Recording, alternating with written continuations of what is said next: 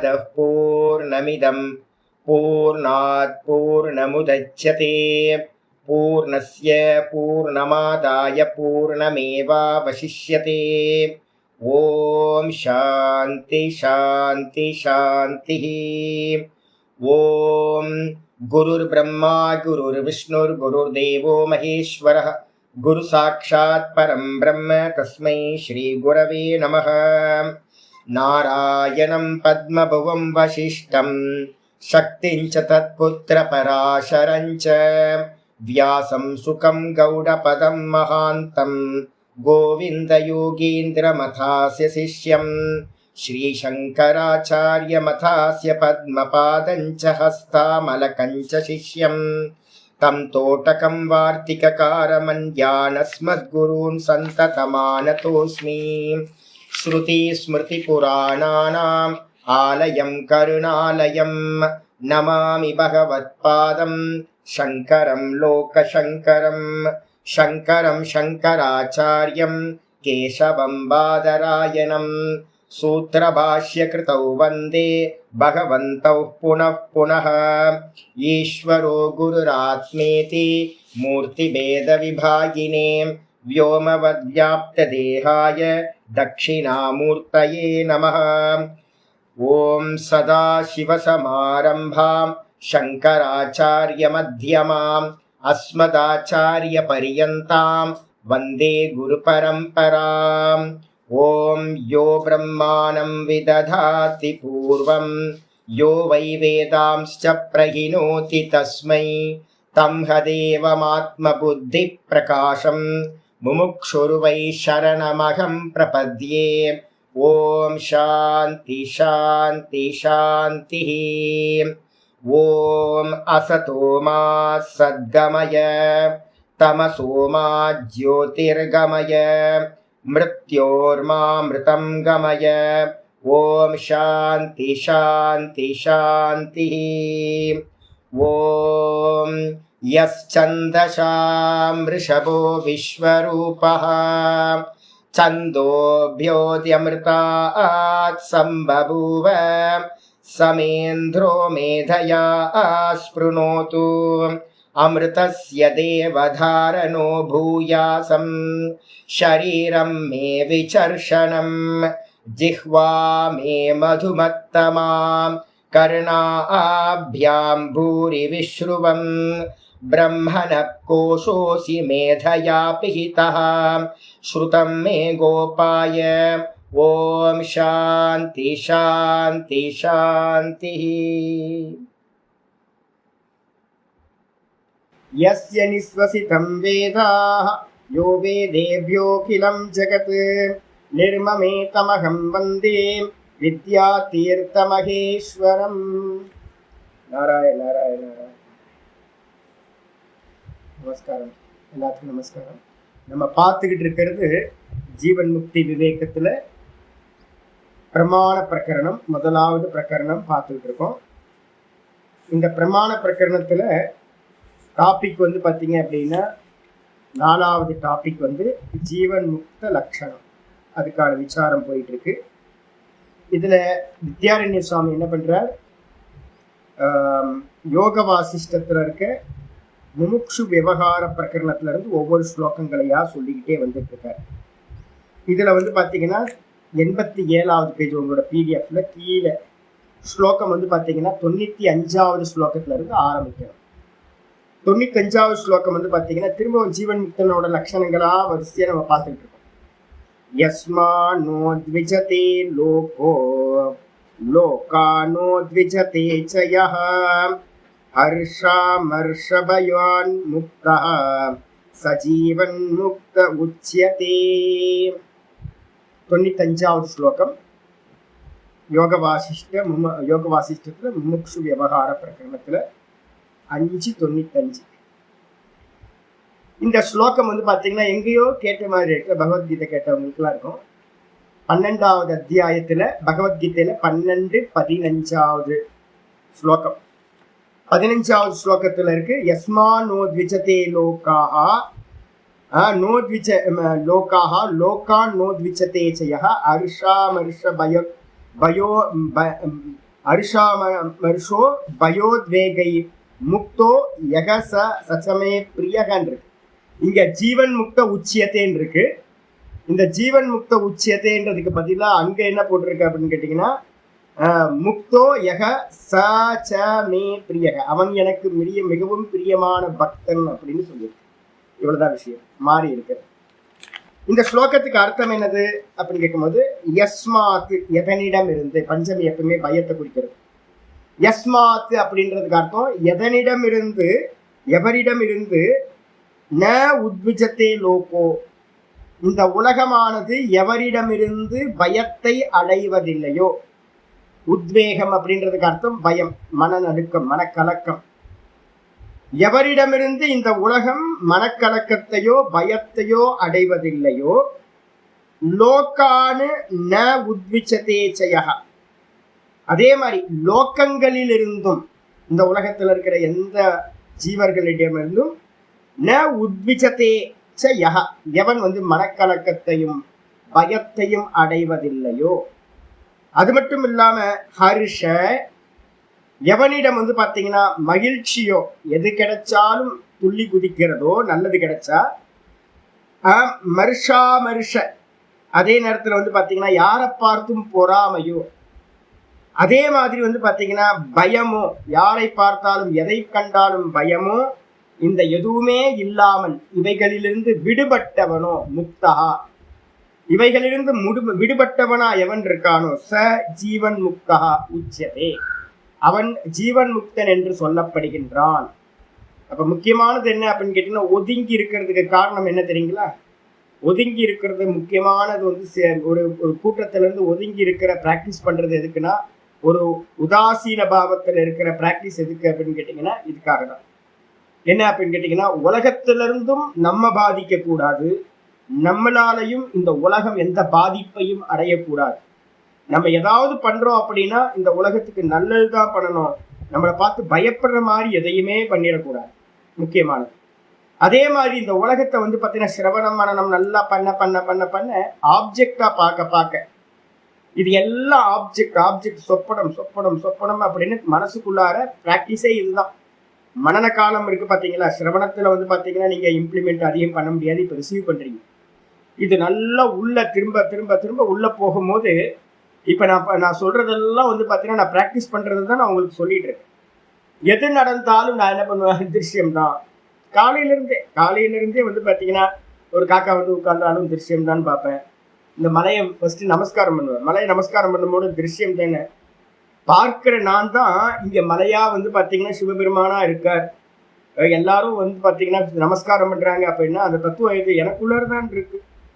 அப்ப இதெல்லாம் பார்க்கிறது, இதெல்லாம் பகவான் இல்லை, பகவான் உள்ளதான் இருக்கார் அப்படின்னு பார்க்கிறவரா இருக்கார். இதெல்லாம் திருஷ்யம், இதெல்லாம் அனாத்மா அப்படின்னு சதா பார்க்கறது. சொப்பனத்தை பாத்தீங்கன்னா ரீகால் பண்ணி பார்க்கறது. எந்த சொப்பனம் வந்தாலும் நான் என்ன பண்ணுவேன் அப்படின்னு கேட்டீங்கன்னா, வேக்கப் ஆனோன்னு சொப்பனம் பாத்தீங்கன்னா எப்படி திருஷ்யம்னு நல்லா மனசுல கொண்டு வருவேன். அதே மாதிரி பாத்தீங்கன்னா உட்கார்ந்து பார்ப்பேன், நல்லா உட்கார்ந்து சும்மா இருக்கும் போதெல்லாம் என்ன பண்ணுவேன் அப்படின்னு கேட்டீங்கன்னா, சும்மா வெளியில உத்து பார்ப்பேன். இது ஏதாவது நான் பார்த்த சொப்பனத்துக்கும் இதுக்கும் ஏதாவது டிஃப்ரெண்ட் இருக்கான்னு. எல்லாத்தையும் பார்க்கும்போது சிங்க் ஆகாம என்ன பண்றது அப்படின்னு கேட்டீங்கன்னா, இது எல்லாம் பார்க்கப்படுது, இது திருஷ்யம் அப்படின்னு திரும்ப திரும்ப மனசுக்குள்ளார கொண்டு வரேன்.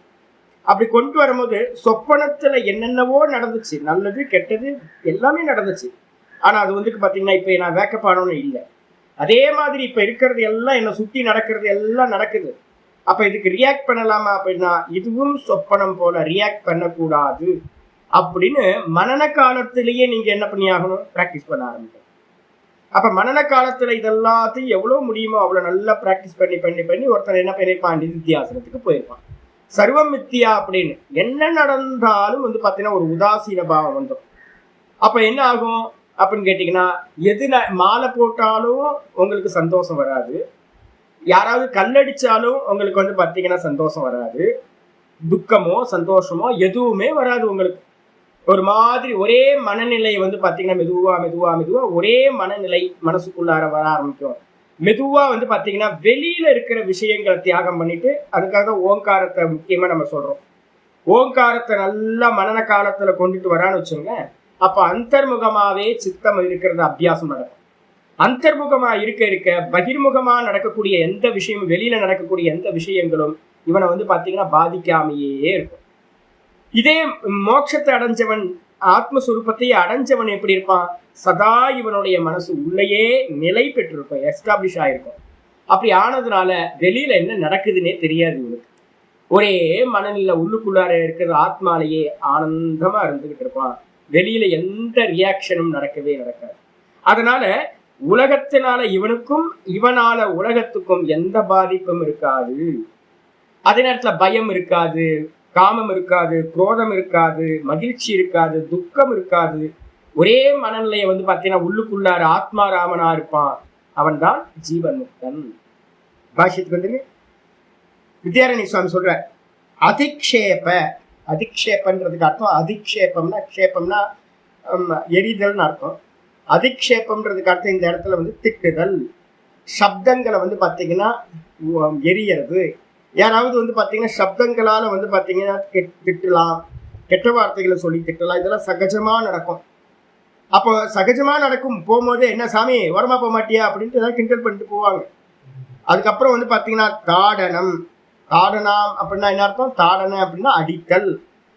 நிறைய சமூக விரோதிகள் ஏதாவது போறாங்கன்னு வச்சுங்க, சன்னியாசி தானே, இது நாங்கெல்லாம் ஃபேஸ் பண்ணியிருக்கோம். நாங்கெல்லாம் நிறைய ஃபேஸ் பண்ணியிருக்கோம். நம்ம எங்கேயாவது ஏகாந்தமா யாத்திரை பண்ணிட்டு இருக்கோம் அப்படின்னா என்ன பண்ணுவாங்க அப்படின்னா, இவரை அடிச்சா எதுவுமே நடக்காது அப்படின்றதுனால அடிச்சுட்டு போவாங்க.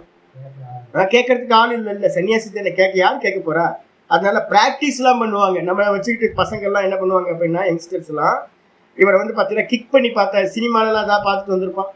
அந்த சினிமாவில் பார்த்ததெல்லாம் யார்கிட்ட ப்ராக்டிஸ் பண்ணி பார்க்க முடியும்? ஒரு ஆள் கிடைக்கிறாள், அடி வாங்குறதுக்கு ஒரு ஆள் கிடைச்சானா அவனை வந்து பார்த்தீங்கன்னா நல்லா பஞ்ச் பண்ணி பார்க்கறது, என்னெல்லாம் பண்ண முடியுமோ அதெல்லாம் பண்ணி பார்க்கறது, இதெல்லாம் நடக்கும். அதான் சொல்றாரு அதிக்ஷேப, தாடன, அதுக்கப்புறம் தாடனாதவ், தாடனம் முதலியவைகள். அது மட்டும் இல்லை, என்னென்னவோ பண்ணுவாங்க. ரமண பகவானுக்கு நடந்ததெல்லாம் பார்த்தீங்கன்னா லைஃப் ஹிஸ்டரியில் அவ்வளோ நடந்திருக்கும். எல்லா மகான்களுக்கும் வந்து பார்த்தீங்கன்னா இதெல்லாம் கிராஸ் பண்ணாமல் ஒன்று நடக்கவே நடக்காது. புத்தாலாம் போகும்போது ஊரே சேர்ந்து வந்து பார்த்தீங்க அப்படின்னா களத்தூக்கி அடிக்கும், கெட்ட வார்த்தையை சொல்லி திட்டும். ஒரு முறை புத்தா வந்து பார்த்தீங்கன்னா போயிட்டு இருக்கும்போது ஒரு ஊரில் இருக்கவங்கெல்லாம் சேர்த்து கல்லால் அடிக்கிறாங்க, திட்டுறாங்க, நிறைய அசிங்கமாக திட்டுறாங்க. புத்தா வந்து பார்த்தீங்கன்னா அப்படியே சிரிச்சுக்கிட்டே இருக்கார். ஆனந்தன் வந்து பார்த்தீங்கன்னா கேட்குறார், சிஷ்யர் வந்து கேட்குறாரு, சாமி என்ன சாமி இது மாதிரி பண்ணுறாங்க, நீங்கள் ரியாக்ட் ஏதாவது பண்ணணும்ல அப்படின்னா, அந்த பிரதிகாரம் ஏதாவது பண்ணலாமே அப்படின்னும் போது அவர் சொல்கிறார், ஸ்வீகாரம் பண்ணினா தானே எனக்கு கஷ்டம். நான் ஒரு பொருள் நீங்கள் கொடுக்குறீங்க, அந்த வஸ்துவை நான் வந்து ஸ்வீகாரம் பண்ணலாம், அது யார்கிட்ட இருக்கும்? உங்கள்கிட்டயே தான் இருக்கும். அப்போ நான் வந்து பார்த்தீங்கன்னா நீங்கள் கெட்ட வார்த்தை சொல்லி திட்டுறீங்க அப்படின்னா அந்த சப்தங்களை நான் வந்து பார்த்தீங்கன்னா என்ன பண்ணுறது இல்லை, எடுத்துக்கிறதே இல்லை. அப்போ யார்கிட்ட இருக்கும்? நான் வேணான்றேன், அது உங்கள்கிட்டயே தான் இருக்கும். யார் திட்டுறாங்களோ அவங்கள்ட்டயே தான் இருக்கும். கல் அடிக்கிறீங்க, அதை நான் அக்செப்ட் பண்ணலைன்னா என்ன இருக்கும்? மேலே விழுவுதேன், நான் அக்செப்ட் பண்ணலையே அதை, அப்போ வந்து அவங்களுக்கானது அது அப்படின்ட்டு அவர் வந்து பார்த்தீங்கன்னா புத்தா சொல்கிறார். இதே மாதிரி எல்லா பேருக்கும் வந்து பார்த்தீங்கன்னா இப்போ நம்ம நாதபிரம்ம வந்து பார்த்தீங்கன்னா இப்போ போகிறாரு, ஒரு 10 நாள் 11 நாள் வந்து பார்த்தீங்கன்னா பரிவிராஜகமாக கையில் காசு இல்லாமல் எதுவும் இல்லாமல் அப்படியே போனார். அப்போ வந்து பார்த்தீங்கன்னா என்ன இதுனா பசி தாகம்லாங்க தாங்கிடலாம். ஒரு வண்டியில் வந்து ரோட்டில் போயிட்டு இருக்கும்போது ஒரு வண்டியில் வந்து இடிச்சிட்டு போய் இப்போவும் மாவு கட்டு போட்டுருக்காரு. இப்போவும் அந்த எந்த கட்டு போட்டுக்கிட்டு தான் நிற்கிறார். கை வந்து பார்த்தீங்கன்னா கீழே விழுந்து அடிபட்டு கை வீங்கி போய் அதுக்கு வந்து பார்த்தீங்கன்னா 2 வாட்டி மாவு கட்டு போட்டார். சின்ன 2 நாள் கழிச்சு தான் பிரிக்கணும் கட்டை. இதெல்லாம் நடக்கும். அப்போ வந்து பார்த்தீங்கன்னா நான் போகும்போதே சொன்னேன், நான் ரியாக்ட் பண்ணாதீங்க. இங்கேருந்து காஞ்சிபுரத்தில் இருந்து ஃபோன் பண்ணும்போது சொன்னேன், யாராவது இதெல்லாம் நடக்கும், போகும்போதே சொன்னேன் நான், யாராவது கோவப்படுத்துவாங்க, யாரையாவது நம்மளை ரியாக்ட் பண்ணுறதுக்கு என்னெல்லாம் உண்டோ அதெல்லாம் பிரகிருதி பண்ணும்.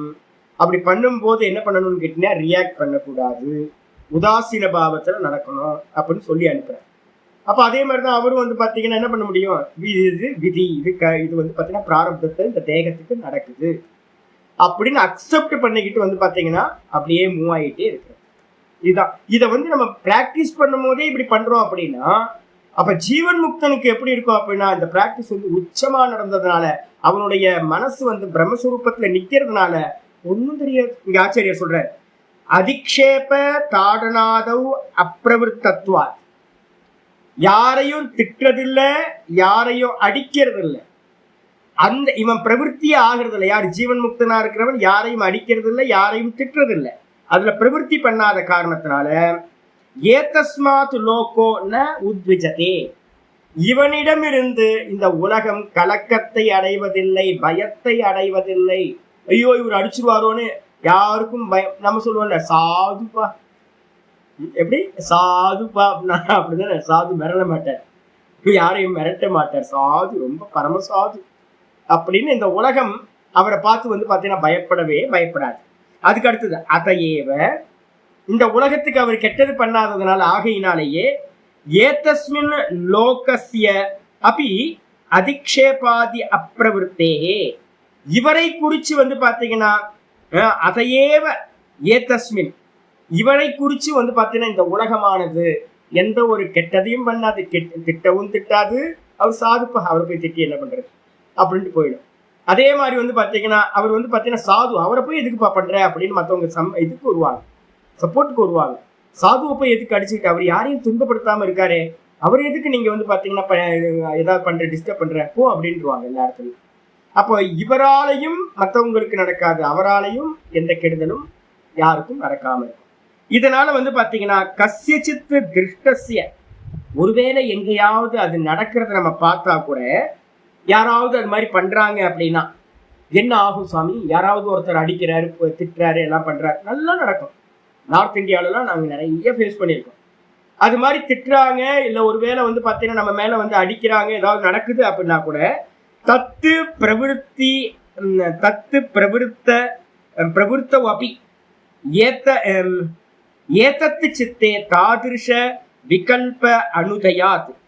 அப்ப என்ன ஆகும் கேட்டீங்கன்னா, இவரோட சித்தத்துல வந்து பாத்தீங்கன்னா அந்த விஷயம் இருக்குல்ல, அதுல பிரவருத்தி மற்றவங்க ஆயிருந்தாலும் யாரோ ஒருத்தன் வந்து இவரை திட்டுறான், எவரோ அடிக்கிறான் அப்படின்னு வச்சுக்கிட்டா கூட தாதிருஷ விகல்ப அனுதயாத், இவரோட சித்தத்துல அந்த விதமான என்னை இவன் அடிக்கிறான், என்னை இவன் திட்டுறான் அப்படின்னு எந்த ஒரு விஷயமும் வந்து பாத்தீங்கன்னா என்ன இருக்காது.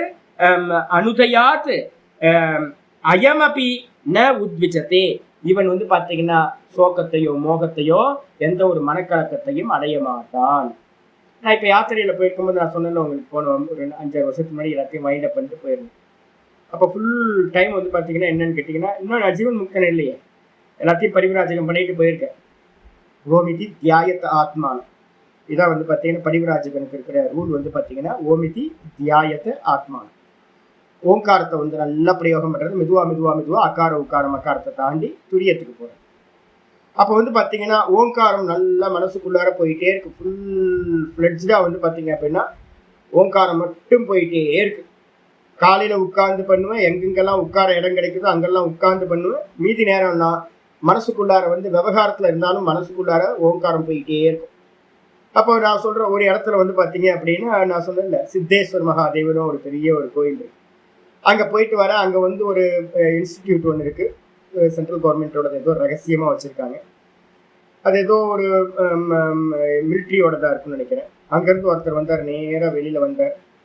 நான் வந்து பார்த்தீங்கன்னா அடுத்த இடத்துக்கு போகணும், என்னால் ரொம்ப ஹெல்த் ரொம்ப மோசமாக இருந்துச்சு, நடந்து போக முடியாதுன்றதுனால வந்து பார்த்தீங்கன்னா ஏதாவது வெஹிக்கிள் கிடைக்கும்னு வெயிட் பண்ணுறேன். அது மலையோட டிப், அது ரொம்ப பீக். அது அங்கே வந்து பார்த்தீங்கன்னா அந்த ஒரு கார் வந்து பார்த்தீங்கன்னா வெளியில் வந்துச்சு. அந்த கார் உடனே நின்று அங்கேருந்து அந்த இன்ஸ்டிடியூட்டோட ஹெட்டு யாரோ அவர் அதில் இருக்க, நல்லா கோட் சூட்டாக போட்டு நேராக வந்து பார்த்தீங்கன்னா வண்டியை முன்னாடி நிப்பாட்டி கீழே இறங்கினார். கீழே விழுந்து நமஸ்காரம் பண்ணார். நமஸ்காரம் பண்ணிட்டு, சுவாமி ஆப்கோ தேக்னே சே பहुंचा हुआ आदमी ऐसा लग रहा है சுவாமி அப்படின்னா. உங்களை பார்த்தோன்னே வந்து பார்த்தீங்கன்னா நீங்கள் அடைய வேண்டியதை அடைஞ்ச ஆள், அடைய வேண்டியதை அடைஞ்ச ஆள்னா என்ன அர்த்தம், நீங்கள் முத்த புருஷர் மாதிரி பார்க்கறதுக்கு இருக்கீங்க அப்படின்ட்டு வந்து பார்த்தீங்கன்னா உளுத்து நமஸ்காரம் பண்ணி கண்ணில் ஒரே ஜலம். அப்படியே வந்து பார்த்தீங்கன்னா அப்படியே உட்காந்து அவன் டிரைவர் திருன்னு முழிக்கிறான். அங்கே இருக்க செக்யூரிட்டிலாம் முழிக்கிறாங்க, சுற்றி நிறைய பேர் ஒர்க்கர்ஸ்லாம் நிறைய பேர் வராங்க, எல்லாம் கிளர்க்கு அவங்க இவங்கெல்லாம் எல்லாம் வந்து பார்த்தீங்கன்னா வெளில போகிறவங்களாம் பார்க்குறாங்க. இது நம்ம ஹெட்டு வந்து பார்த்தீங்கன்னா சாமி காலில் நின்றுட்டு இப்படி ஏதோ ஏங்கிட்டு இருக்காரு அப்படின்னு. அப்புறம் வந்து பார்த்தீங்கன்னா சாமி உங்களுக்கு எதாவது கைங்கரியம் சொல்லுங்கள், நான் என்ன எங்கேயாவது ட்ராப் பண்ணணுமா, இல்லை என்ன வேணும் உங்களுக்கு, ஒன்றும் வேணாச்சு, ஒரே ஒரு வார்த்தை. நமக்கு வந்து பார்த்தீங்கன்னா எதுவுமே தேவையில்லை, வெறும் ஃபுட்டு மட்டும்தான் வந்து பார்த்தீங்கன்னா தேவை. அப்போ வந்து பார்த்தீங்கன்னா வேறு எதுவுமே தேவையே இல்லை உலகத்தில். அப்போ ஆனந்தமாக நான் என்ன சொன்னேன்னு கேட்டீங்கன்னா, ஒன்றும் வேணாச்சு, சௌக்கியமாக இருங்க, ஆனந்தமாக இருங்க, ஈஸ்வர ஸ்மரணம் பண்ணிக்கிட்டு இருங்கன்னு ஆசீர்வாதம் பண்ணி அவர் அனுப்பியாச்சு. அப்போ வந்து பார்த்தீங்கன்னா ஒருத்தர் சொல்கிற என்ன அப்படின்னு கேட்டீங்கன்னா, நீங்க அடைஞ்ச ஆள் மாதிரி எல்லாத்தையும் அடைஞ்சவரா இருக்கீங்க அப்படின்னு. அதுக்கப்புறம் வந்து பாத்தீங்கன்னா ஒரு ரேரா ஒரு பஸ் ஒன்று வந்துச்சு. அந்த பஸ்ல ஏறி அங்கிருந்து வந்து பாத்தீங்கன்னா அது லக்னோ போற பஸ். அங்கிருந்து வேற ஒரு இடத்துக்கு நான் போறேன். மலையில இருந்து டிராவல் பண்ணி வேற ஒரு இடத்துக்கு போறேன். அந்த இடத்துல உட்கார்ந்துருந்தோன்னு எனக்கு வந்து பாத்தீங்கன்னா ரொம்ப உடம்பு வந்து ரொம்ப மோசமா இருந்துச்சு. வாமிட்டு, ஃபீவர், ரொம்ப ஃபீவர், ரொம்ப. நான் போகும்போதே 36 கிலோல தான் போனேன். யோசிச்சு பாருங்க, 36 கிலோ எத்தனை கேஜி இருப்போம்னு யோசிச்சு பாருங்க. நான் இங்கேருந்து பரிக்கிரமா இது யாத்திரையை ஸ்டார்ட் பண்ணும் போது போச்சு, எல்லாம் உடம்புல இருக்கிறதெல்லாம் மிச்சம் ஏதோ இருக்கு. அப்போ வந்து டிராவல் பண்றேன். வாமிட் வந்து பார்த்தீங்கன்னா எனக்கு வாமிட் சென்சேஷன், ரொம்ப நல்ல தலைவலி எல்லாம் இருக்கு. பஸ்ல ஏறி உட்கார்ந்துருக்கேன், ஓரமா ஒரு சீட்ல இருந்துகிட்டு இருக்கேன். ஏன் அப்படின்னு கேட்டீங்கன்னா, எப்போ வேணாலும் வாமிட் பண்ணலாம் அப்படின்னு வெயிட் பண்ணிட்டு இருக்கேன். வயிற்றுல ஏதாவது போட்டதுன்னு வெளியில வர மாட்டேங்குது. அப்போ இருக்கும்போது வந்து பார்த்தீங்கன்னா நான் பாட்டுக்கு உள்ளுக்குள்ளார ஓங்காரம் பண்ணிக்கிட்டு, என்னோட உலகம் தனி. நான் பாட்டுக்கு உள்ளுக்குள்ளார வேற சிந்தனையோட ஓங்கார சிந்தனையோட ஓம் சொல்லிக்கிட்டே மனசு நல்லா குவிச்சுட்டு இருக்கேன்.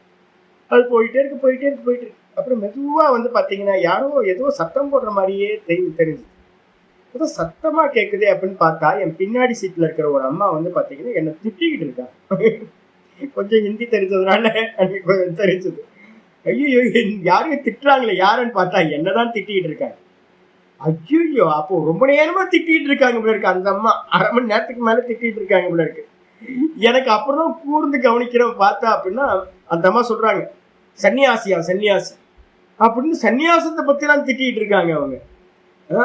என்ன பிரச்சனைன்னு அதுக்கப்புறம் திரும்பி என்னம்மா என்ன ஆச்சு அப்படின்னு கேட்டா, நீ எதுக்கு இந்த ஜன்னல் சீட்ல உட்காந்துருக்கணும். அடப்பா, அவங்க ஜன்னல் சீட்ல உட்கார்ந்து தப்பா, அது ஃப்ரீயா தானே இருந்துச்சு. அந்த அம்மா படுக்கணுமா, படுக்கிறதுக்காக வந்து பாத்தீங்கன்னா அந்த சீட்டை வந்து காலி பண்ணு. நான் சொன்னேன், அம்மா எனக்கு வாமிட் ப்ராப்ளம் இருக்கு, அதுக்காக தான் நான் வெயிட் பண்ணிட்டு இருக்கேன் அப்படின்னு. அது திட்டின கேட்கவே இல்லை. நான் என்ன பண்ணேன் அப்படின்னு கேட்டா, கொஞ்சம் பார்த்தேன் என்ன பண்ணலாம் அப்படின்னு. கண்டக்டர் கூப்பிட்டு கொஞ்சம் வண்டியை கொஞ்சம் நிப்பாட்டினார்.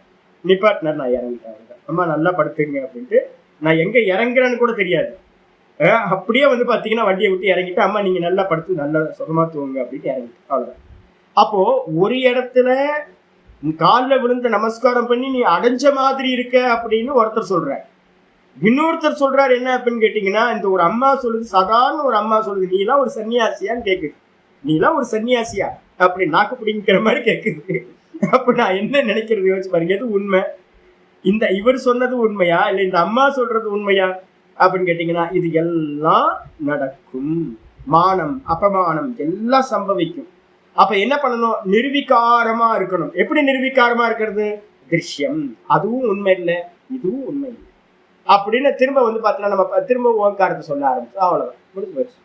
எந்த விகாரமும், யார் மேலேயும் கோபம் இல்லை, யார் மேலேயும் வந்து பார்த்தீங்கன்னா பெருசா ஈடுபாடும் இருக்காது. இதுதான் வந்து பார்த்தீங்கன்னா பரிவிராஜகத்துல பண்ணக்கூடிய விஷயம் இதான். இது வந்து பார்த்தீங்கன்னா மெதுவா மெச்சூரிட்டி ஆகி ஞானி புருஷர்களுக்கு என்ன இருக்கும்? ஸ்திரமா இருக்கும். ரமண பகவானுக்கு வந்து பாத்தீங்கன்னா மலமூத்திரத்தை வந்து அபிஷேகம் பண்ணும் போதும் அவர் நிர்விகாரமா அது பாட்டுக்கு இருந்துச்சு உள்ளுக்குள்ள. அப்ப வந்து பாத்தீங்கன்னா வெளியில நடக்கிற எந்த நிகழ்ச்சியோடும் எந்த சம்பந்தமும் இல்லை. இதுதான் இங்க ஆச்சரியர் சொல்றாரு, சித்தத்துல தாதிர்ஷ விகல்ப அனுதயாத். சித்தத்துல வந்து நம்மளை அடிக்கிறாங்க, நம்மளை திட்டுறாங்க, நம்மளை புகழ்றாங்க, மான மரியாதை பண்றாங்கன்னு எந்த ஒரு விகாரமும் விகல்பமும் வந்து பாத்தீங்கன்னா உதயமே ஆகாத காரணத்தால் அயமபி ந உத்விஜதே, இந்த உலகத்திலிருந்து அவன் வந்து பாத்தீங்கன்னா எந்த ஒரு கலக்கத்தையும் அடைவதில்லை.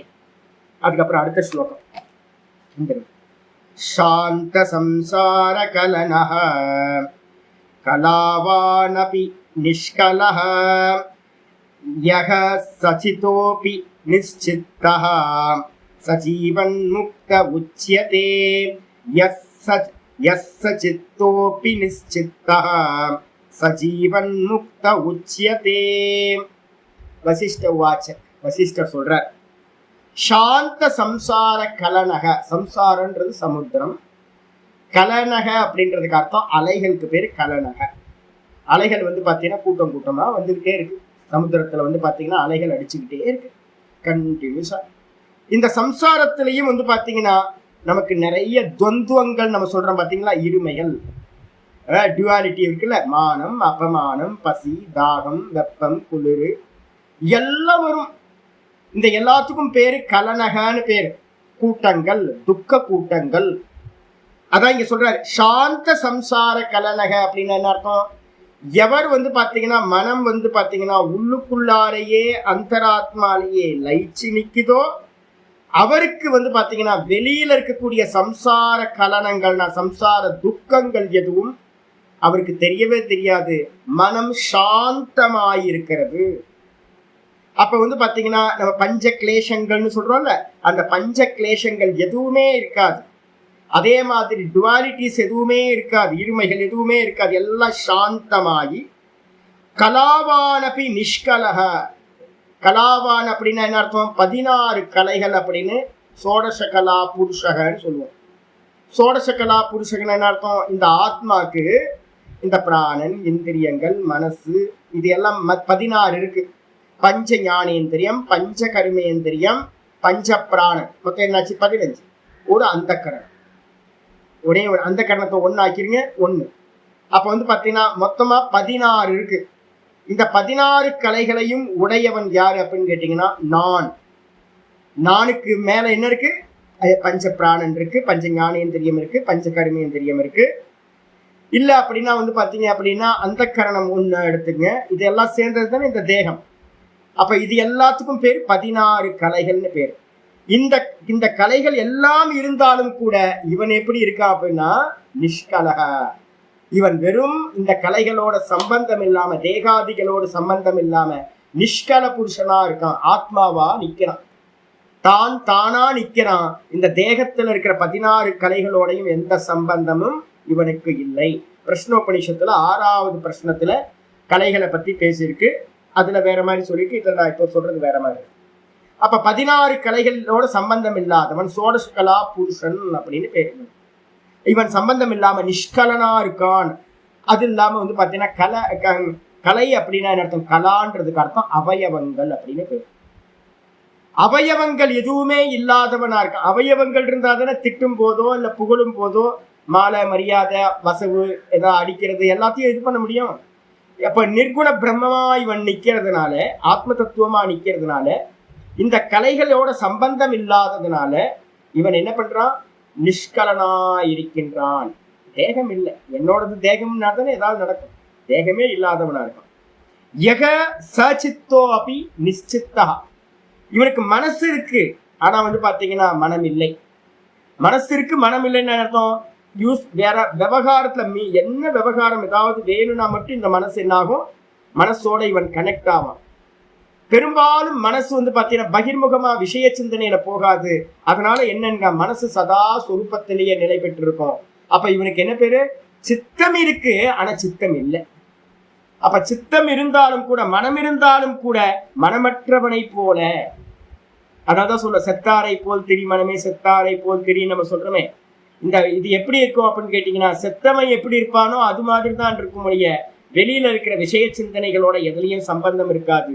அதனால மனம் இருந்தும் மனமில்லாதவனை போல எவன் இருக்கிறானோ யக ச ஜீவன் முக்த உச்சதே, அவன் ஜீவன் முக்தன் என்று சொல்லப்படுகின்றான். பாஷித்து வந்து சத்ரு மித்ர மான அவமானாதி விகல்பாக. சத்ரு மித்ரன் துவந்துவம் வந்துருதா? நண்பன் பகைவன், மானம் அபமானம் அது துவந்துவமா.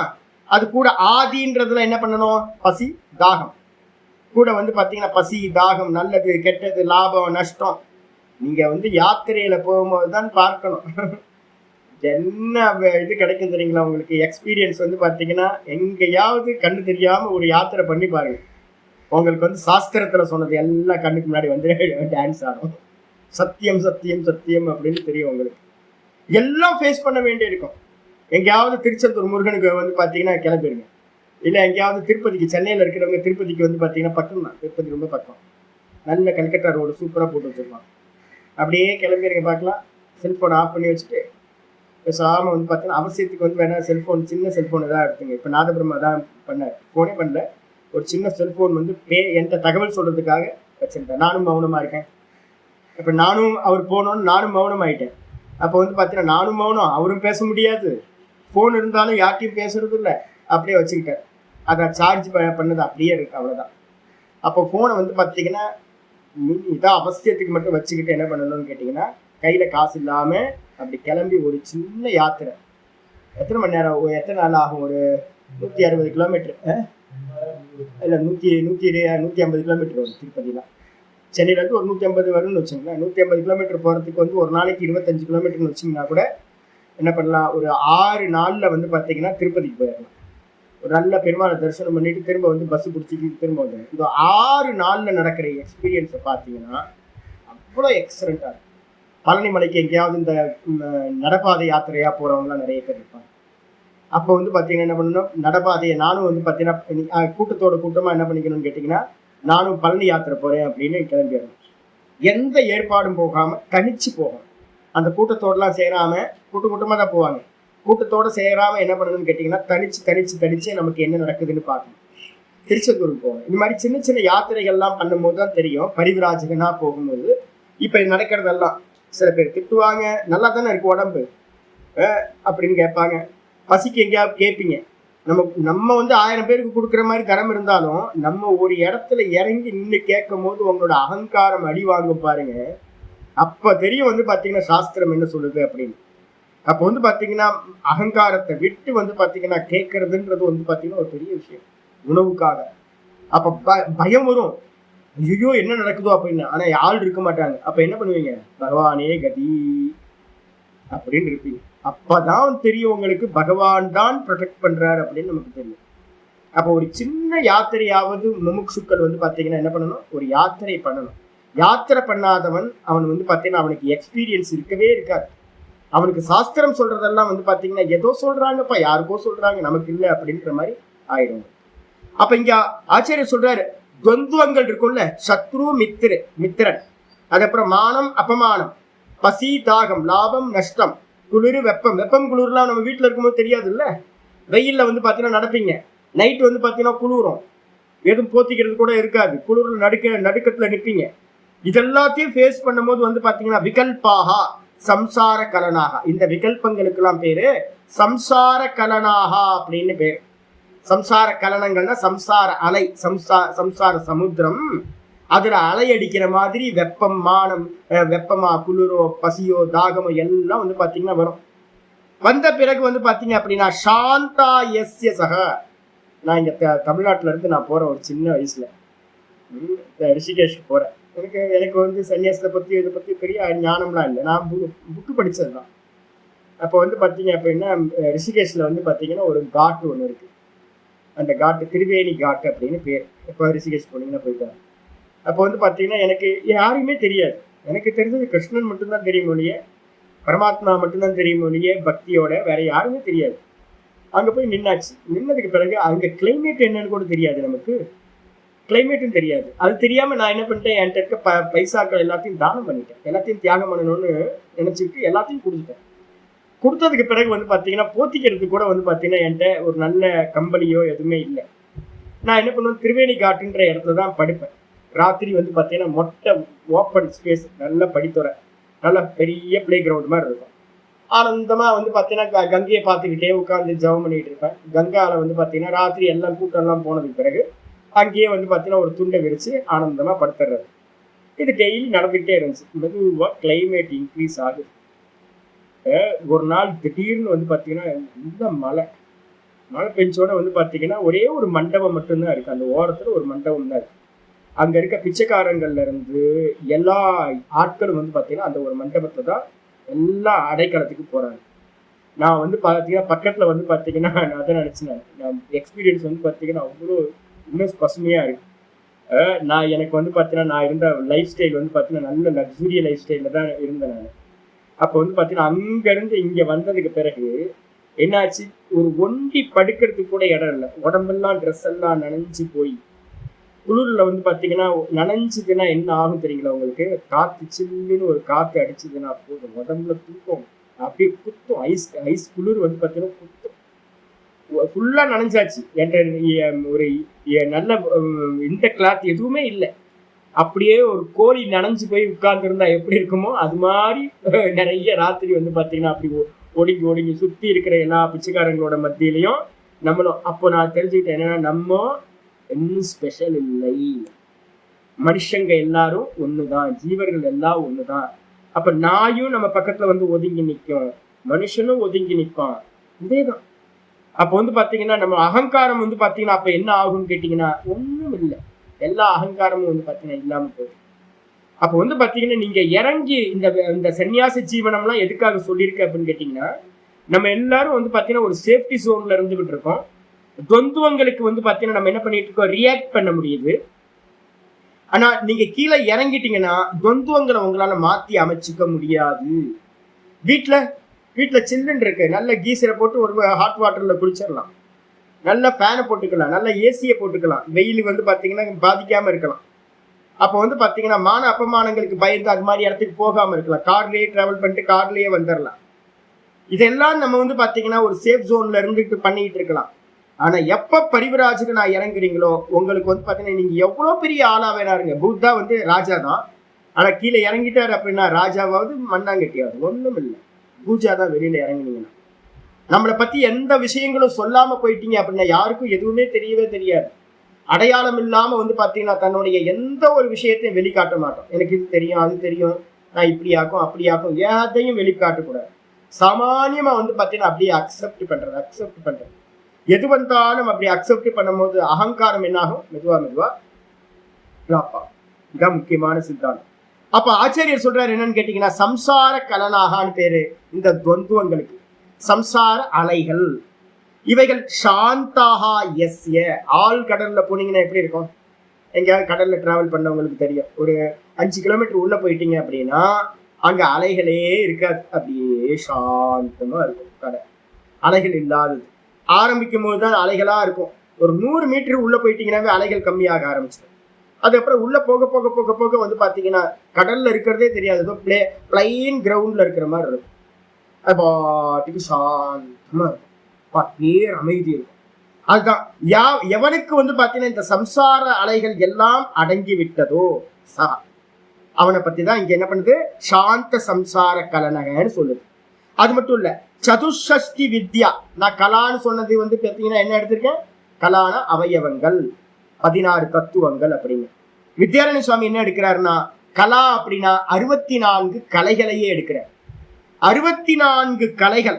அந்த கலைகளை வந்து பாத்தீங்கன்னா தத்து சத்பாவே அபி, அந்த கலைகள் எல்லாம் இவன்கிட்ட இருந்தாலும் கூட முக்கியமான ரூல், யாத்திரையில முக்கியமான ரூல் எனக்கு வந்து பாத்தீங்கன்னா, நான் சுவாமிகிட்ட போன புதுசுல நான் வந்து பாத்தீங்கன்னா ஒரு ஆர்டிஸ்ட். என்னோட ப்ரொஃபஷன் வந்து பாத்தீங்கன்னா ஒரு ஆர்டிஸ்டா இருந்தேன், டிசைனர். அப்போ வந்து பாத்தீங்கன்னா நிறைய நான் வந்து ஒரு போட்டோவை கொடுத்தீங்க அப்படின்னா அப்படியே நான் வந்து பாத்தீங்கன்னா ஆயில் பெயிண்டிங் பண்ற முடியும்.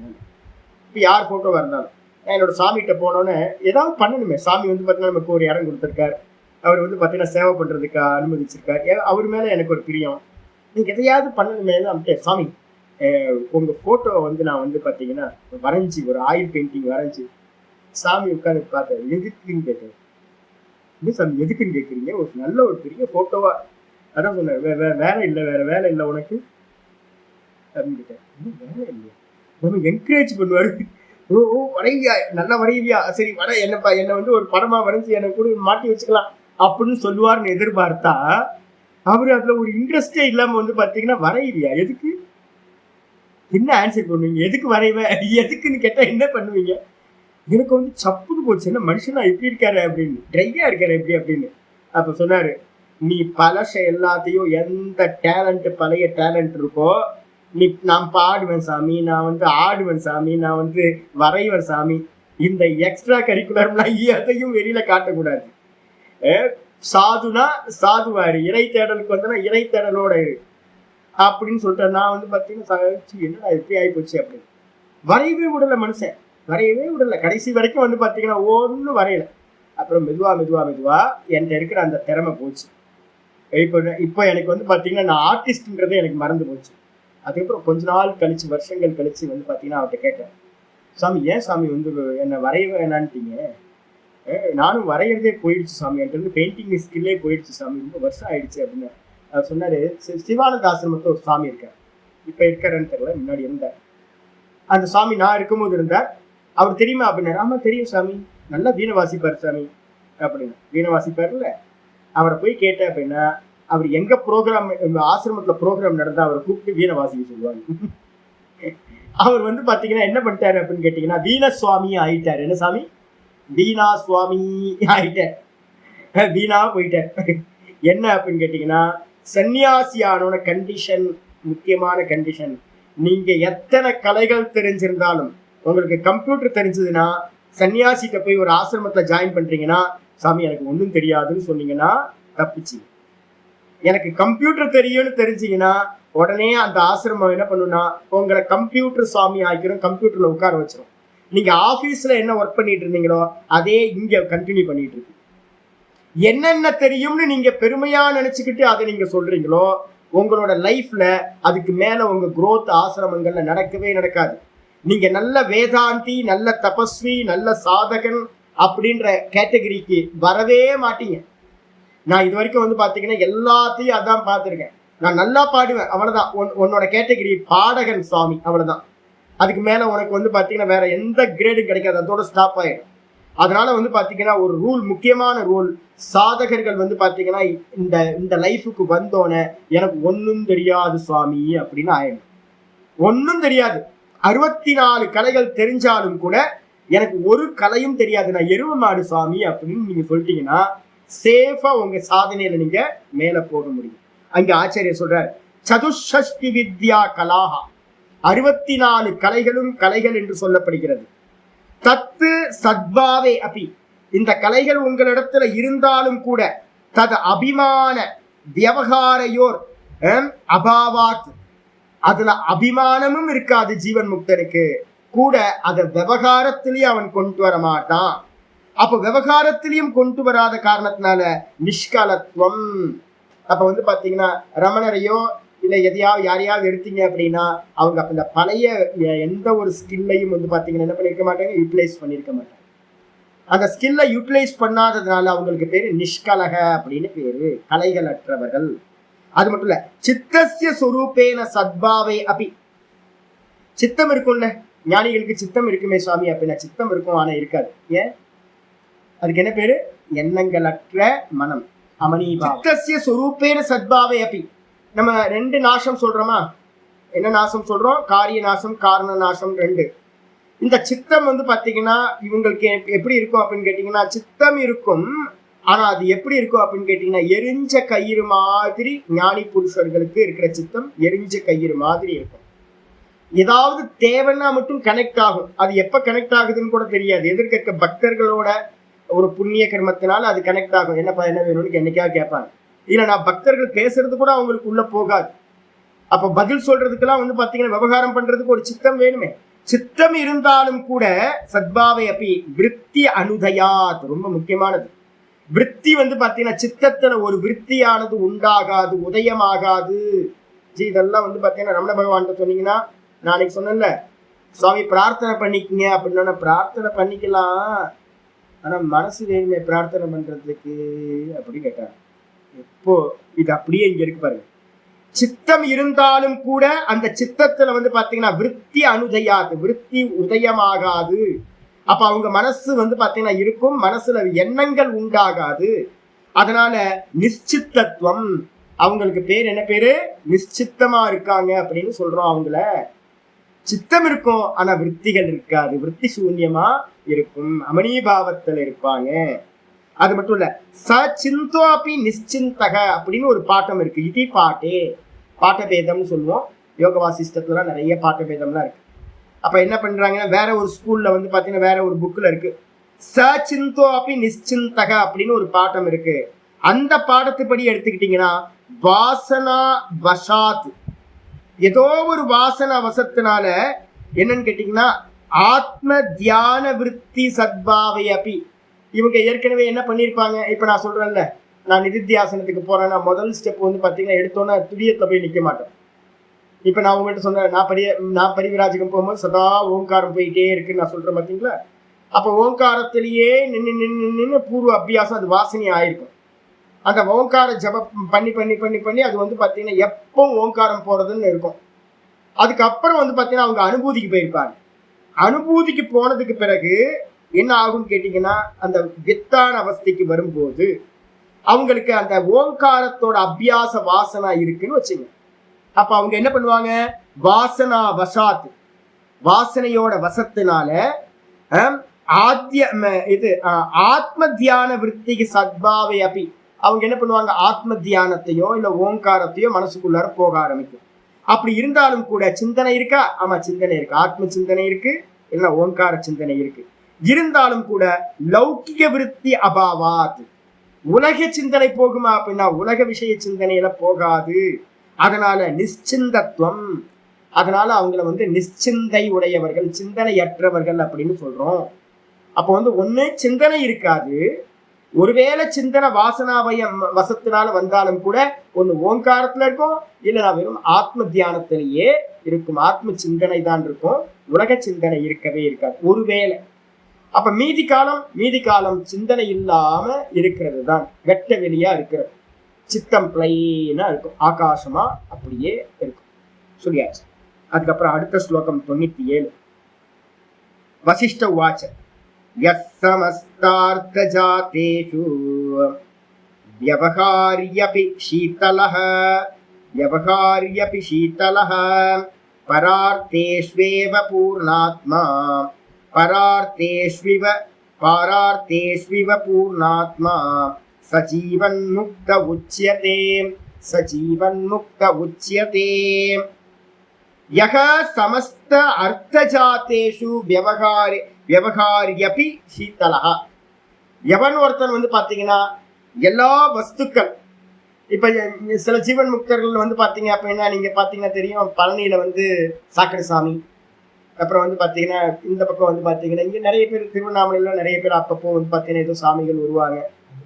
நாங்க நாங்க ரமணாசிரமத்துக்கு பக்கத்துல இதுக்கு முன்னாடி 17 வருஷம் வரைக்கும் அங்கதான் தங்கியிருந்தோம். 2017 வரைக்கும் நாங்க பாடம் எடுத்துக்கிட்டு இருக்கும் போது ஒரு எக்ஸாம்பிளா பாத்தீங்கன்னா சுவாமி ஒருத்தர் அனுப்பி வச்சிருப்பார். ஈவினிங் டைம்ல பாத்தீங்கன்னா ஒருத்தர் நிர்வாணமா, ஒரு வயசு கம்மி, ஒரு 20-30 வயசுக்குள்ளதான் இருக்கும். இந்த உலகத்தோட இப்ப நம்ம சொல்ற எல்லா லட்சணங்களும் உடைய ஒரு ஆள் நாங்க பாத்தீங்கன்னா கண்ணுக்கு முன்னாடி பார்த்துட்டோம். யாரோடையும் பேச்சுல நாங்க ஏதோ உணவு கொடுக்கறது ட்ரை பண்ணுவோம், இது பண்ணுவோம், எந்த இதுவும் இல்லை, வஸ்திரம் இல்லை, எதுவும் இல்லை. ஒரு ரோட்டுக்கு கீழே பாத்தீங்கன்னா தண்ணி போறதுக்காக ஒரு வாராவதியா என்ன சொல்லுவாங்க, ஒரு ரவுண்டு இது ஒண்ணு வச்சிருப்பாங்க, அங்கதான் நைட்டு படுப்பாரு அவர். அப்ப பாத்தீங்கன்னா இந்த உலகத்தோட எந்த சம்பந்தமும் இல்லை, திட்டினாலும் இது பண்ணாலும் ஏங்க இல்லை. அது பாட்டுக்கு அது ஏதோ ஒரு ஜீவன், என்ன ஜீவனே தெரியும், என்ன சிந்தனையில இருக்காருன்னே தெரியாது. அது ஏதோ ஒரு கூர்ந்த சிந்தனை. அவர் கண்ணெல்லாம் பார்த்தோம் அப்படின்னா பாத்தீங்கன்னா இங்க இருந்து அவர் இந்த உலகத்தோட எந்த கனெக்ஷனும் இல்லாம வேற ஒரு சிந்தனையில இருப்பார். அப்படியே சுத்திட்டு இருப்பார், அவ்வளவுதான், சஞ்சாரம் பண்ணிட்டு இருப்பார். திடீர்னு பாத்தீங்கன்னா காணும். ஆமா, கோவணம் இருக்கும், சில சமயம் கோவணம் இருக்கும், சில சமயம் கோவணமும் இருக்காது, கௌப்பீனமும் இருக்காது. அது மாதிரி வேற எந்த ஆடையோ உடையோ எந்த பாத்திரமோ தண்டமோ ஒண்ணுமே இல்லை. இது மாதிரி பாத்தீங்கன்னா பரம புருஷர்கள்லாம் நிறைய பேர் இந்தியாவில இருந்துட்டு இருக்காங்க, நமக்கு தெரியறது இல்லை. அப்போ இது மாதிரி இந்த கூட்டத்துக்குள்ளார இருந்தாலும் கூட சமஸ்த அர்த்தஜாதேஷு அப்படின்னு என்ன அர்த்தம், இந்த உலகத்துல இருக்கிற எல்லா பொருட்களுக்கும் நடுவுல போயிட்டு வந்துட்டு விவகாரத்துல இருந்தாலும் கூட வியவகாரியபி சீதலக, எவனுடைய மனது எந்த ஆசா பாசங்கள் காம குரோதங்கள் துவந்துவங்கள் இல்லாம இருக்கோ அவன் மனசு குளிர்ந்து போயிருக்கும். மனசு குளிர்ந்து போகிறது, சீத்தலமா இருக்கிறது. எந்த ஒரு காமக்ரோதமும் இல்லாதனால மனசு ரொம்ப சீத்தலமா இருக்கிறது. அப்படி இருக்கும் போது எப்படி இருப்பாங்க விவகாரம், பரார்த்தேஷு இவ பூர்ணாத்மா. இது எல்லாம் யாரோடது? யாரோடதோ. இந்த தேகம் யாரோடதோ, மாயா அம்மாவோடது, என்னோடது இல்லை. இந்த தேகம் என்னோடது இல்லை, இந்த உலகம் என்னோடது இல்லை. இது எல்லாம் பாத்தீங்கன்னா மாயா அம்மாவோட என்னது விபாவம். இதெல்லாம் பாத்தீங்கன்னா அதெல்லாம் வைபவம், மாயா வைபவம். இது எல்லாம் திரிகுணாத்மிகா மாயாவோடது. இந்த தேகம் என்னோடது இல்லை, மனசு என்னோடது இல்லை, இந்த உலகம் என்னோடது இல்லை அப்படின்னு இன்னொருத்தர் பொருள் மாதிரி. மற்றவங்க பொருள்ல நமக்கு எப்படி இருக்கும், உதாசீன பாவம் இருக்குமா? அந்த உதாசீன பாவத்தோடு இருக்கிற மாதிரி பரார்த்தேஷு இவ பூர்ணாத்மா, இந்த தேகத்தையும் இந்த உலகத்தையும் யாரோ ஒருத்தரோட வேற ஒருத்தரோட வஸ்துன்னு நினைச்சுக்கிட்டு அவங்க என்ன பண்ணுவாங்க, உதாசீன பாவத்துல தன்னுடைய பூர்ண ஆத்மஸ்வரூபத்திலேயே இருப்பார்கள். அவர்கள் ச ஜீவன் முக்த உச்சியதே, அவன்தான் ஜீவன் முக்தன் என்று சொல்லப்படுகின்றான். ஒரு எக்ஸாம்பிள் பாத்தீங்கன்னா வித்யாரண்ய சுவாமி பாத்தீங்கன்னா எப்படி இருப்பாங்க அப்படின்னு ஒன்று சொல்ற. பரகிரகே விவாக உற்சவாதவ் பரகிரகே அப்படின்னு அர்த்தம் யாரோ ஒரு வீட்டில் வந்து பார்த்தீங்கன்னா ஒரு உற்சவம் நடக்குது, நமக்கு சம்மந்தமே இல்லை. நாங்கள் அது மாதிரிலாம் அடிக்கடி பண்ணுவோம். யாரும் இப்போல்லாம் யாரும் பண்ணுறதில்ல. அது மாதிரி ஒரு ஆள் கிடைப்பாங்க எல்லா இடத்துலையும். சம்மந்தமே இல்லாத ஒரு ஆள் வந்து பார்த்தீங்கன்னா ஹெல்ப் பண்ணிட்டு போவாங்க. நானும் நிறைய இடத்துக்கு அது மாதிரிலாம் பண்ணியிருக்கேன். நல்ல காரியம் கெட்ட காரியம் எதாக இருந்தாலும் டக்குன்னு என்ன பண்ணுறது, ஃபுல்லாக நம்ம வீடு இல்லை யாரோ வீடு கொஞ்சம் ஹெல்ப் பண்ணலாம் போய் அப்படின்னு போய் ஹெல்ப் பண்ணிட்டு இருக்கோம். ஆச்சாரியர் சொல்றாரு, பரகிரகே யாரோட வீட்லேயோ விவாக உற்சவாதோ, விவாகமோ அல்ல ஏதாவது ஒரு உற்சவமோ வீட்டுக்குள்ளார ஏதோ ஃபங்க்ஷன் நடந்துகிட்டு இருக்கு, அதுல நீங்க என்ன பண்றீங்க, ஸ்வயம் கத்வா தானே போய் தத்து பிரீத்தியை, அங்க இருக்கிறவங்க யார் மேலேயாவது நமக்கு ஒரு அன்பு இருந்திருக்கலாம், நல்ல காரியம் பண்றாங்களே நல்லவங்க, அவங்க ரொம்ப நல்லவங்க, அவங்களுக்கு ஒரு ஹெல்ப் பண்ணுவோம் அப்படின்னு ரொம்ப பிரீத்தியோட ததீய காரியேஷு வியவகாரன் அப்பி அவங்களோட காரியத்துல நம்ம என்ன பண்றோம், அவங்க மேல நமக்கு ஒரு அபிமானம் இருக்கு, பிரியம் இருக்கு, அதுக்காக அவங்களோட விவகாரத்துல நம்ம போய் ஹெல்ப் பண்ண போயிருக்கோம். அப்படி ஹெல்ப் பண்ணிட்டு இருந்தாலும் கூட லாப அலாபயோகோ, அந்த உற்சவத்துலயோ அங்க இருக்க ஃபங்க்ஷன்ல நமக்கு லாபமும் இல்லை, அதே நேரத்துல நஷ்டமும் இல்லை. அங்க எது நடந்தாலும் அங்க நடக்கக்கூடிய ஹர்ஷ விஷாத ரூபம் புத்தி சந்தாபம் ந பிராப்னோதி, அங்க பாத்தீங்கன்னா நடக்கிற விஷயங்கள் நமக்கு சந்தோஷமும் இல்லை, அங்க ஏதாவது துக்கம் நடந்தா விஷாதம் மனக்கலக்கமும் உண்டாவதில்லை. புத்தி பாத்தீங்கன்னா அதனால அங்க நடக்கிற எந்த நிகழ்ச்சியோடையும் நமக்கு பாத்தீங்கன்னா தாப்பத்தை அடைவதில்லை. அப்ப தாப்பத்தை வாட்டத்தை அடைவதில்லை.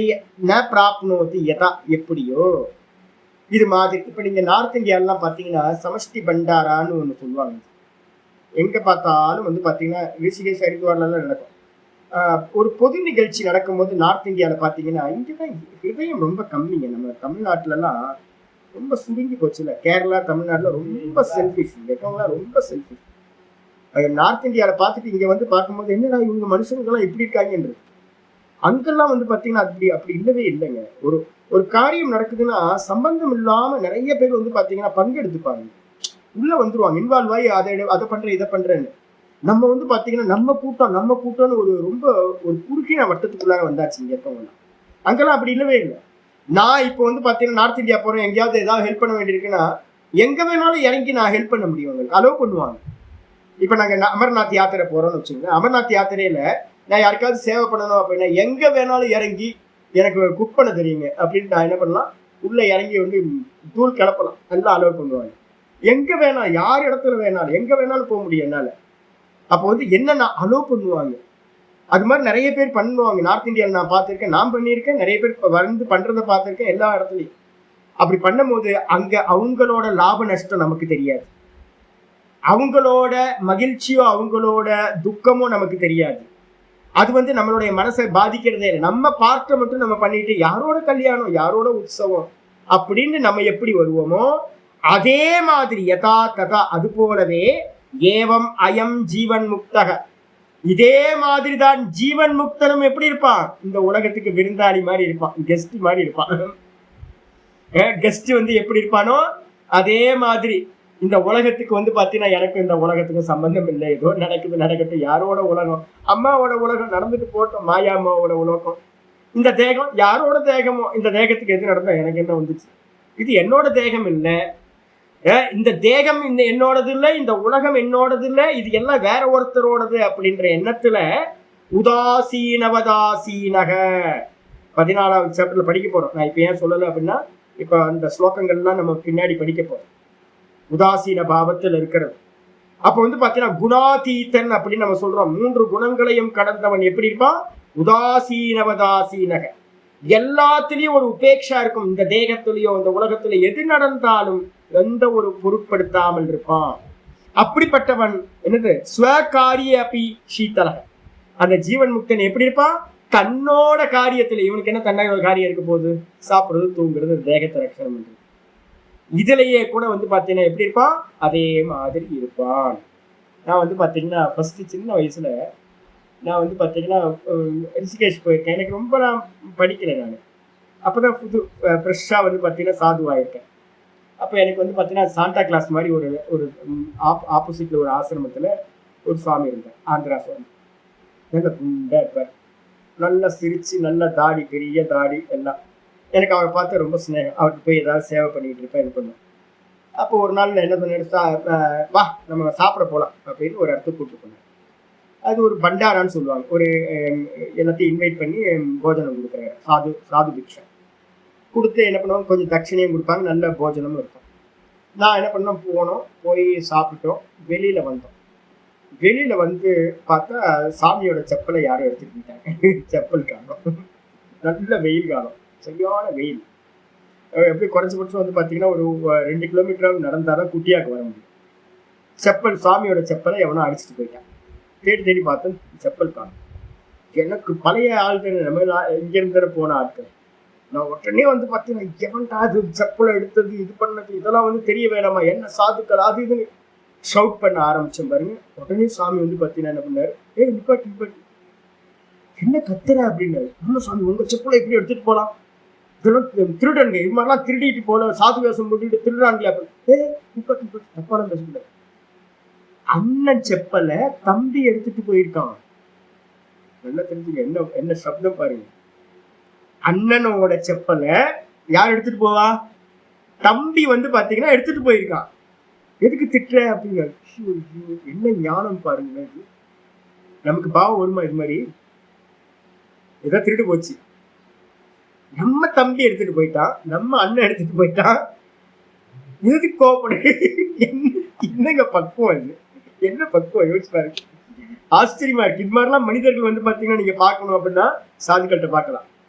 அப்போ தன்னோட பொருள் போனா கூட வந்து பாத்தீங்க அப்படின்னா எந்த ஒரு வருத்தமும் இல்லாம அப்படியே இருக்கு. திட்டிட்டு போட்டுமே, அவன் திட்டிட்டு போறான், இருந்துட்டு போட்டுமே, ஸ்வீகாரமே பண்ணாம இருக்கிறது. ஏதாவது போச்சு போட்டுமே, என்ன இப்போ அப்படின்னு இருக்கிறது. இப்போ அந்த சுவாமியோட மனநிலை வந்து பாத்தீங்கன்னா எனக்கு அதான் ஃபர்ஸ்ட் லெசன் நான் வந்து பாத்தீங்கன்னா கத்துக்கிட்டது. அப்போ வந்து பாத்தீங்கன்னா சாது ஜீவனத்துல எது போனாலும் கையை விட்டு அப்போதுல இருந்து வந்து பாத்தீங்கன்னா எந்த ஒரு சின்ன கிளேஷம் கூட வர்றதே இல்லை. ஒரு வாட்டி என்னாச்சுன்னு கேட்டீங்கன்னா, நான் ஒரு டூ வீலர் வச்சிருந்ததுக்கு முன்னாடி அந்த ஏரியாவே கொஞ்சம் ரொம்ப ரமணாசிரமத்துக்கு பின்பக்கம் உள்ள ஸ்லம் ஏரியா. அங்க இருக்கவங்க எல்லாம் இந்த வண்டியெல்லாம் தூக்கிட்டு போயிடுவாங்க. அது மாதிரி நான் ஏதோ ஒரு நாள் கேட்டை வந்து பாத்தீங்கன்னா ஓப்பன் பண்ணி வச்சுட்டு போயிட்டு என்னாச்சு, வண்டியை காலையில எடுத்துட்டு போயிட்டான் எவனோ ஒருத்தன். நான் பார்த்தேன், வெளியில வந்து பார்த்தேன், வண்டி எடுத்துட்டு போயிட்டான். ரொம்ப சாதாரணமா அதை நான் என்ன பார்ப்பேன் அப்படின்னு கேட்டீங்கன்னா, ஏதாவது லாஸ் ஆகும்போது நம்ம மனசு வந்து பாத்தீங்கன்னா துள்ளி குதிக்குதா, துவண்டு போகுதா, வருத்தத்தை அடையுதான்னு பார்க்கணும். முக்கியமான இதெல்லாம் வந்து இண்டிகேட்டர், இதெல்லாம் நம்ம செக் பண்ணிக்கணும். அப்ப வண்டி போச்சு, ஆமா வண்டி போச்சு. என்ன சாமி வண்டி போச்சுன்றீங்க, ஆமா வண்டி போச்சு இல்லை, அவ்வளவுதானே, திரும்ப வரப்போறது இல்லை, எனக்கு நல்லா தெரியும். திரும்ப அப்ப வரப்போறதுலன்னு தெரிஞ்சதுக்கு பிறகு யாரோ கொண்டு போயிட்டான், நான் மகராசன் நல்லா இருக்கட்டும், சௌக்கியமா இருக்கட்டும், அவன் யூஸ் பண்ணுவான்ல. இப்ப நான் ஒரு ஐடியாவுக்கு வந்துட்டேன். என்ன அப்படின்னு கேட்டீங்கன்னா, இப்போ நாங்க ஒரு நல்ல பிராக்டிக்கலா ஒரு ஐடியாவுக்கு வந்துட்டோம். யாரும் ஒருத்தர் யூஸ் பண்ணட்டும். நான் இப்போ வந்து கான்செப்ட் என்ன கான்செப்ட் அப்படின்னு கேட்டீங்கன்னா, என் பொருளை ஒருத்தர் எடுத்துட்டு போயிட்டான், யூஸ் பண்ணுவான்ல, நல்லா யூஸ் பண்ணட்டுமே. நான் யூஸ் பண்ணல, அவன் யூஸ் பண்ணட்டுமே. நான் யூஸ் பண்ண மாதிரி அவன் யூஸ் பண்ணட்டுமே, அவன் எடுத்து பயன்படுத்தட்டுமே, அவன் சாப்பிட்டுமே, அவன் நல்லா இருக்கட்டுமே அப்படின்னீங்கன்னா எவ்வளவு மனோபாவம் எப்படி இருக்குன்னா, மனசு எப்பவுமே சீத்தளமா இருக்கும். மனசு வந்து பாத்தீங்கன்னா துவண்டு போகாது. ஐயோ அவன் தூக்கிட்டு போயிட்டானே அப்படின்னு ஒரு க்ஷணம் நினைச்சீங்க அப்படின்னா உங்க மனசு என்ன ஆயிடும், போச்சு, இந்த ஞானம் எதுவுமே வேலை செய்யாம போயிடும். அப்ப வந்து பாத்தீங்கன்னா மெதுவா இந்த விஷயங்கள்லாம் நம்ம கல்டிவேட் பண்ணணும். யாரும் ஒருத்தருக்கு போய் சேருது இல்லை, யாரோ ஒருத்தர் நல்லா இருக்காங்க இல்லை, இது யாருக்கும் பயன்பட்டா நல்லது தானே அப்படின்னு எல்லாத்தையும் பாக்குறது. அப்போ எப்படி பாக்குறது, கொஞ்சம் அட்வான்ஸா இருந்தீங்கன்னா இது எல்லாம் நம்மளோடதே இல்லையே, நம்ம எதுவுமே கொண்டே வரலையே. கஸ்ய ஸ்வித்தனம்ன்றார் கீதால, இதுல ஈசாவாசியத்துல வரும்போது சொல்றாரு, தனம் யாருடையது, சொஸ்யவா பரஸ்யவான்னு ஆச்சரியர் பாஷ்யத்துல இருக்கிற ஈசாவாசியம் இதம் சர்வம் தேன தெக்தேன புஞ்சீதாக நாகிருதக கஸ்ய ஸ்வித்தனம் அப்படின்னு ஈசாவாசியத்துல முதல் மந்திரம். அதுல நான் ஞான நிஷ்டை அடையணும் அப்படின்னா அது முதல் இது வந்து பாத்தீங்கன்னா தியாகத்தை வந்து பாத்தீங்கன்னா கத்துக்கோ. தியாகத்தினாலதான் உன்னை காப்பாத்திக்க முடியும். ஏன் அப்படின்னா வரும்போது நம்ம எந்த தனத்தோட வந்தோம், போகும்போது எந்த தனத்தோட போறோம், எல்லாத்தையும் வாட்டி சுருட்டி கொண்டு போக முடியுமா என்ன, போக முடியாது. அருணா கயிறை கூட வந்து பாத்தீங்கன்னா இருப்புல இருக்கிற அரைஞான் கயிறு நீங்க வந்து வெள்ளியில போட்டுருந்தீங்கன்னா அதையும் கட் பண்ணிக்கிட்டு தான் விடுவாங்க. தீ வைக்கிறதுக்கு முன்னாடி உங்க பாடியில எதுவுமே மிச்சம் இருக்காது, எல்லாத்தையும் மொத்தமா எடுத்துருவாங்க. நெத்தியில ஒத்த ரூபாய் வச்சிருந்தீங்கன்னா அந்த ஒத்த ரூபாயை என்ன பண்ணுவான், அந்த தீ வைக்கிறவன் வெட்டியான் வந்து பாத்தீங்கன்னா அதையும் எடுத்துருவான். அப்ப வந்து பாத்தீங்கன்னா நம்ம இப்ப வச்சிருக்கிற ஒன்னும் நம்மளோடது இல்லை. இதான் யதார்த்தம். எதுவுமே நம்மளோடது இல்லை. இந்த தேகமே நம்மளோடது இல்லை. தேகம் யாரோடது? மாயாமா, திரிகுணாத்மிக மாயாமாவோட. அப்ப எப்படி இருக்கணும் அப்படின்னு கேட்டீங்கன்னா ஒரு விருந்தாளி மாதிரி இருக்கணும், கெஸ்ட். இந்த லோகத்துக்கு நான் வந்து பாத்தீங்கன்னா விஜயம் பண்ணியிருக்கேன், இந்த தேகத்துக்குள்ளார நான் பிரவேசம் பண்ணியிருக்கேன், என்னோடது இது எதுவுமே என்னோடது இல்லை. அப்ப யாரோடதோ என்ன நடந்தா எனக்கு என்ன அப்படின்ற மாதிரி உதாசீன பாவத்துல இருக்கணும். அதான் இங்க சொல்ற ஸ்வகாரிய அபிஷீத்தலக. தன்னோட காரியங்கள்ல எது நடந்தாலும், நல்லதோ கெட்டதோ லாபமோ நஷ்டமோ எது நடந்தாலும் இவன் என்ன பண்ணுவான், யாருக்கோ நடந்த மாதிரி பாவத்துல இருப்பான். அதனால இவன் மனம் எப்படி இருக்கும், சீத்தலமா இருக்கும், குளிர்ந்து போயிருக்கும், கூலா, ரொம்ப கூலா இருக்கும். அதான் இங்க சீத்தலன்றதுக்கு அர்த்தம் கூலா இருக்கிறது. ந கேவலம் சந்தாப அபாவாத் சீத்தலத்துவம். வெறும் இவனோட மனசு வந்து பாத்தீங்கன்னா இந்த சந்தாபம்ன்ற அந்த உள்ளுக்குள்ளார வந்து வாட்டம் இல்லாததுனால சீத்தலமா இல்லை. அப்ப வேற என்ன இருக்கு, கிந்து பூர்ணஸ்வரூப அனுசந்தானாதபி. இவன் என்ன பண்ணிட்டு இருப்பான், எப்பவுமே சதா காலமும் பூர்ணாத்மாவை சிந்தனை பண்ணிக்கிட்டே இருப்பான். நான் சொல்றேன்ல, இது எல்லாம் வந்து பாத்தீங்கன்னா வெறும் திருஷ்யம், எனக்கு நடக்கவே இல்லை. நான் சிந்தனை பண்றது அப்படிதான் பண்ணுவேன். என்ன பண்ணுவேன், எனக்கு நடக்கவே இல்லை. இப்ப நான் உங்களுக்கு பாடமே எடுக்கல, நான் பிறக்கவே இல்லை, இந்த உலகம் இல்லவே இல்லை, எதுவும் நடக்கவே இல்லை, எல்லாம் சொப்பன மாதிரி தெரியும், சொப்பன மாதிரி தெரியும், எல்லாத்தையும் சொப்பன மாதிரி தெரியும் அப்படின்ட்டு சதா என்ன பண்ணணும் அப்படின்னு கேட்டீங்கன்னா ஒரு பிராக்டிஸ் பண்ணணும். இப்பயே நம்ம பிராக்டிஸ் பண்ணதான் ஜீவன் முக்தன் ஆகிறதுக்கு முன்னாடி நம்ம இதெல்லாம் பிராக்டிஸ் பண்ணணும். வேதாந்தத்தை படிக்கிறதோ நிற்கக்கூடாது, அதை மெதுவா கல்டிவேட் பண்ணணும். கிந்து பூர்ணஸ்வரூப அனுசந்தானாத் அபி. பூர்ணஸ்வரூபம் நம்ம டெய்லி மந்திரம் படிக்கணும்ல, பூர்ணமதக பூர்ணமிதம் பூர்ணாத் பூர்ணமுதச்யதே பூர்ணஸ்ய பூர்ணமாதாய பூர்ணமேவ அவசிஷ்யதே.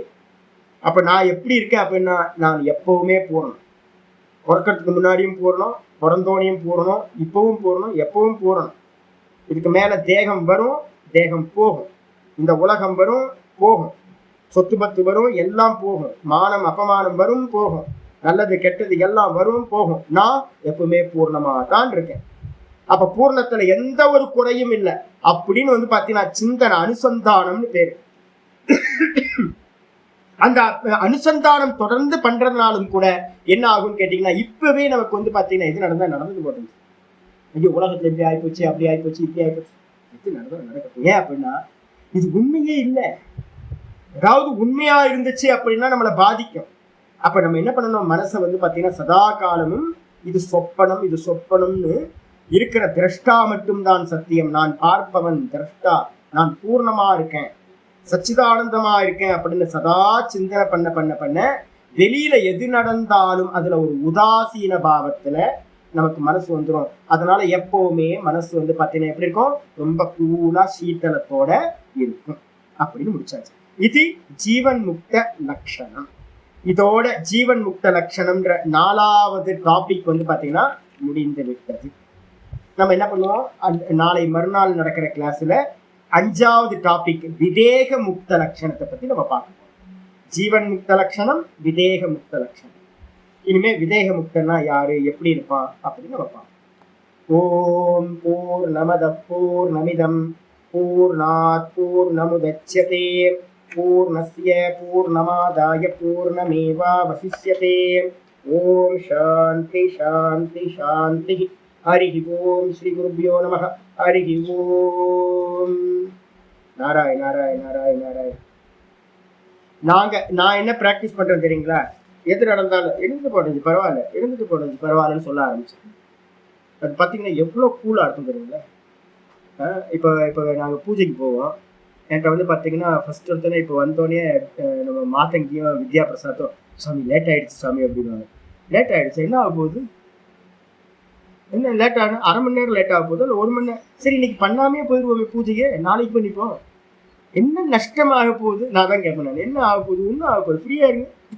நம்ம சமயம் நாதபிரமத்தை சொல்லும் போதெல்லாம் சொல்லுவேன், ரொம்ப ஹரியா இதை பண்ண அதை பண்ணி ஆகணும் அப்படின்லாம் ஒன்றும் எடுத்துக்காதீங்க, என்ன நடக்குதோ நடக்கட்டும், அவ்வளோதான். தலையில தூக்கி வச்சு நம்ம வந்து பார்த்தீங்கன்னா இந்த சம்சாரத்தை நம்ம தாங்கலை. பகவான் வந்து பார்த்தீங்கன்னா எல்லாத்தையும் பகவான் தாங்கிக்கிட்டு இருக்க மாயாம வச்சுக்கிட்டு. அப்போ வந்து என்ன பண்ணணும், ஒரு உதாசீன பாவம், நடந்தால் நடக்கட்டும், நடக்காட்டி போகட்டும், எப்போ முடியுமோ அப்போ பண்ணுவோம். ஃப்ரீயா காரியத்தை பண்ணிக்கிட்டே இருப்போம். பிளான் எல்லாம் நம்ம ஈஸ்வரனோடது. நம்ம வந்து பார்த்தீங்கன்னா இன்ஸ்ட்ருமெண்டா மட்டும் இருந்துகிட்டே போறோம். அப்ப மெதுவா மெதுவா ஆமா இல்ல ஒரே ஒரு விஷயம் வச்சுங்களேன். நீங்க நீங்க பிளான் பண்ணும்போது என்ன பண்றீங்க தெரியுங்களா? இந்த டைமுக்குள்ள இது நடக்கணும்னு நீங்க நினைக்கிறீங்கல்ல, போச்சு அவ்வளவுதான். நீங்க எப்பவுமே துக்கியா தான் இருக்கும். நம்ம நம்ம ப்ராக்ரஸ் பண்ணணும், நம்ம எக்ஸிக்யூட் பண்ணணும் அந்த காரியம். ஆனா ஒவ்வொன்றுத்துக்கும் ஒரு பிராரப்தம் இருக்கு. நம்ம நினைப்போம் நாளைக்கே இந்த காரியம் நடந்துடணும்னு நினைச்சீங்க அப்படின்னா நீங்க துக்கி ஆயிடுங்க. நான் என்ன பண்ணுவேன் அப்படின்னு கேட்டீங்கன்னா, அது முடியும் போது முடியட்டும், நம்ம காரியம் பண்றதை பண்ணுவோம், அவ்வளவுதான். அப்ப என்ன ஆகும் அப்படின்னு கேட்டீங்கன்னா, ஈஸ்வர இச்சப்படி நடக்குது அப்படின்னு நம்ம ஒத்துக்கிட்டோம் அப்படின்னா, நம்ம பண்ணிக்கிட்டு இருக்கும் போதே வந்து பாத்தீங்கன்னா கூலா இருக்கலாம். எது நடந்தாலும் அது நஷ்டமாகலாம், லாபமாகலாம், நல்லா முடியலாம், முடியாம போகலாம். எதா இருந்தாலும் ஈஸ்வர இச்சையினால நடக்குதுன்னு நீங்க பிளான் பண்ணிட்டீங்கன்னா, அது பகவான் பார்த்துப்பாரு அப்படின்னு வந்துட்டீங்க அப்படின்னா, நீங்க பண்ணும் போதும் கூலா இருக்கலாம், முடிஞ்ச போதும் கூலா இருக்கலாம். இதே ஈஸ்வர இச்சா அப்படியே ஆகட்டுமே அப்படின்னு இதெல்லாம் கொண்டு வரணும். இதெல்லாம் மெதுவா மெதுவா வந்து பாத்தீங்கன்னா ஒரு உதாசீன பாவத்தை நம்ம கொண்டு வரும்.